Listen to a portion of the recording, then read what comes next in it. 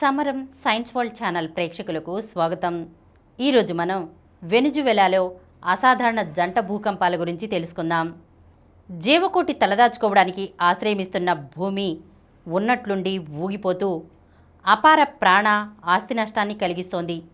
ఈ భూకంపాలు నిత్యం ఎక్కడో చోట స్వల్పస్థాయిలో వస్తున్నప్పటికీ కొన్ని మాత్రం తీవ్రంగా వణికిస్తున్నాయి.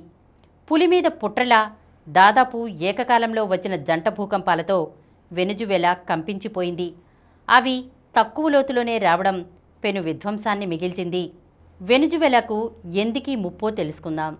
భూమి పైపొర మొత్తం ఒకే ఆకృతిలా ఉండదు. అది 15 ఫలకాలుగా విడిపోయి ఉంటుంది. వీటిని టెక్టానిక్ ప్లేట్స్ అంటారు. ఇవి తీవ్ర వేడితో కూడిన శిలాద్రవంపై తేలియాడుతూ ఉంటాయి. అందువల్ల ఈ ఫలకాలు నిరంతరం కదులుతూ ఉంటాయి. ఈ కదలికలు నెమ్మదిగానే ఉంటాయి, కానీ చాలా శక్తివంతంగా సాగుతాయి. వెనుజువెలాలోని చాలా భాగం సురక్షితమైన దక్షిణ అమెరికా ఫలకంపై ఉంది.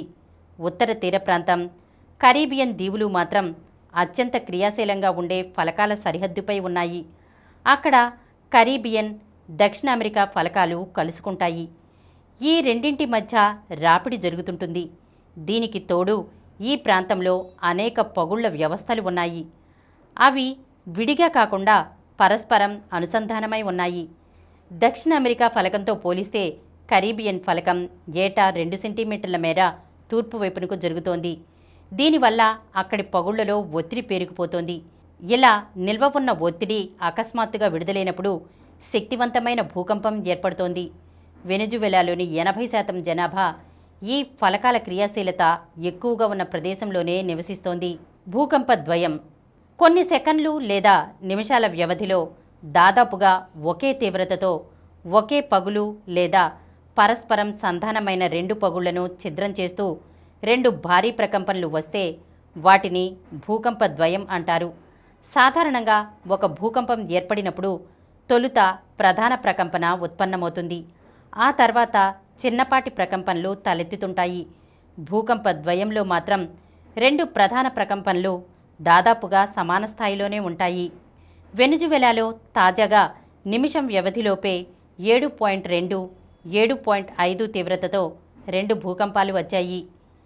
ఇలాంటివి అసాధారణం.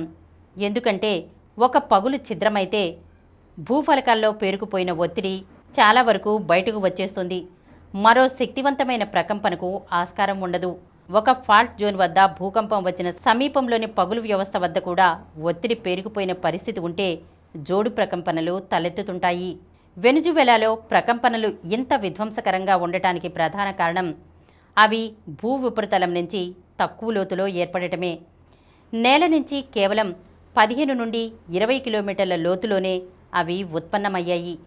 ఎక్కువ లోతులో ఏర్పడే ప్రకంపనలతో పోలిస్తే ఇవి ప్రమాదకరమైనవి. నేలకు దగ్గరలోనే ఏర్పడటం వల్ల జనావాసాలను తాకడానికి ముందు కొంతమేర బలహీనపడటానికి కావలసినంత దూరం కానీ సమయం కానీ వాటికి ఉండదు. ఈరోజు మనం వెనుజువెలాలో ఏర్పడిన అసాధారణ జంట భూకంపాల గురించి తెలుసుకున్నాం కదా. మరొక అంశంతో మళ్ళీ కలుద్దాం.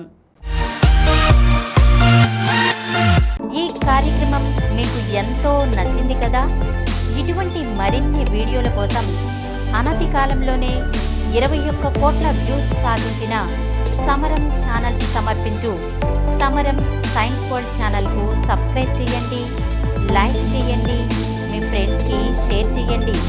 అలాగే ప్రక్కనున్న గంట సింబల్ని ప్రెస్ చేయడం మర్చిపోకండి.